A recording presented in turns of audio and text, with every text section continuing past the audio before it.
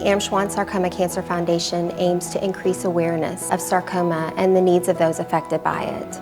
We can't fix a problem that we don't know exists. This year in the United States, approximately 14,000 people will be newly diagnosed with sarcoma, and many of them will be children and young people.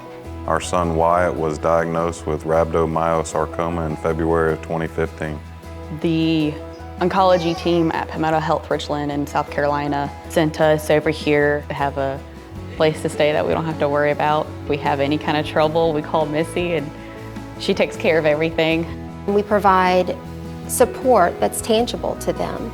We do that in the form of free short-term temporary housing in the medical center for patients who come from outside of our area to receive treatment in hopes of the best chance of survival. I was diagnosed with sarcoma in January of 2015. I got an email from Missy asking me to submit my paperwork, and I did everything, and she thought that they would be able to accommodate me and my needs, and it was like a weight had been lifted, that I had all these other worries, but to have this worry taken off of our backs, it was just awesome, just awesome.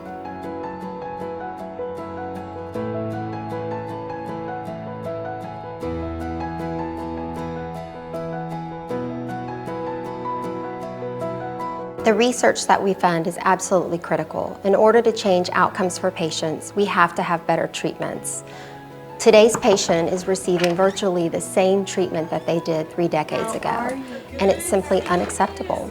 I feel that the Sarcoma Center at MD Anderson Cancer Center has a moral obligation to help advance the field. However, this requires a significant amount of funding. Organizations such as the Amschwand Foundation is helping us achieve our goals. Amschwand Foundation provides support for those scientists that are trying to find answers and develop new options for sarcoma patients.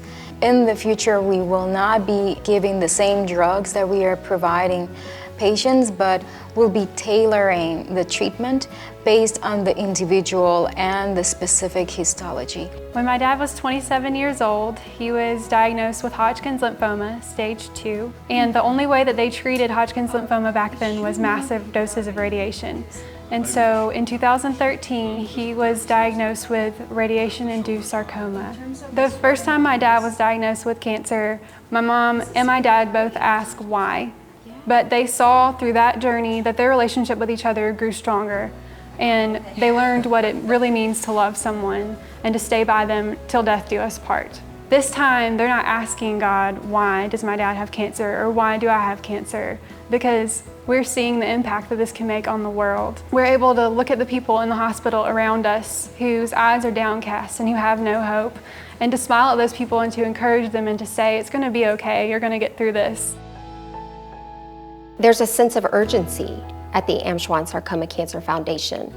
We are attached to these patients. We know their families. They can't wait 10 years, 15 years, 20 years for the research that might be coming down the pipeline. We're looking to change things, not just within our lifetime, but within their lifetime.